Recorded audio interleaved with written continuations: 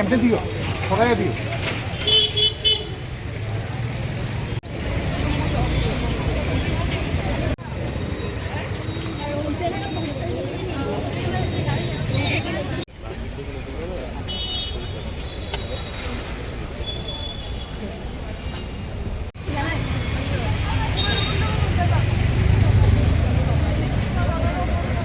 রাজাদের কাজকর্ম না, এর মধ্যে তো আর মানে কি বলবো, এটা তো আর বলার অপেক্ষা রাখে না।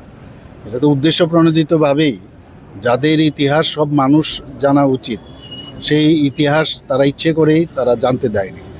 আপনারা দেখেছেন মাননীয় প্রধানমন্ত্রীজি বারবার বলছেন যে বিকাশ বি বিরাসত বি। আমাদের যারা যারা দেশের জন্য কাজ করেছেন তাদেরকে আমাদের মূল্যায়ন অবশ্যই করতে হবে। আর বিশেষ করে এই মানিক্য ডাইনেস্টির যারা যারা কাজ করেছেন ত্রিপুরার জন্য তাদেরকে স্মরণ রাখা।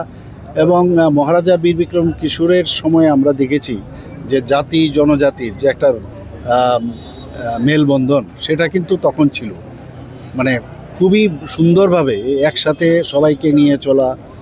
এবং আমরা জানি যে মহারাজা বিদেশেও বহু জায়গায় গেছেন এবং ওনার যে আউটলুক, সেই আউটলুক এই দেশ বিদেশে যাওয়ার কারণে অনেক ওনার চিন্তা ভাবনা কিন্তু অনেক ব্রড ছিল, যে কারণে যতগুলো পুরনো যে আমাদের পৌরসভা, এর মধ্যে ওয়ান অফ দ্য ওল্ডেস্ট পৌরসভা কিন্তু এই আগরতলার মধ্যে প্রথম উনি স্থাপন করেন।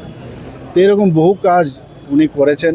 আজকে আমরা আলোচনা করব, আজকে রবীন্দ্র ভবনে প্রোগ্রাম আছে, সেখানে বিস্তৃতভাবে আলোচনা হবে। তো আজকে এখানে আপনি যে কথাটা বললেন, এর মধ্যে তো স্বীকার করার উপায় নেই।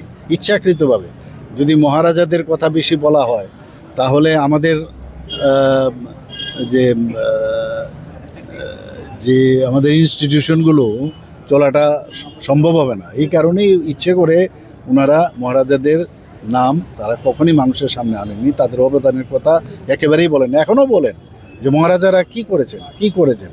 আর আমাদের সরকার আসার পর আপনি দেখুন, আমরা বলছি যে মহারাজাদের যে অবদান সেগুলো ভুলে যাওয়ার মতো।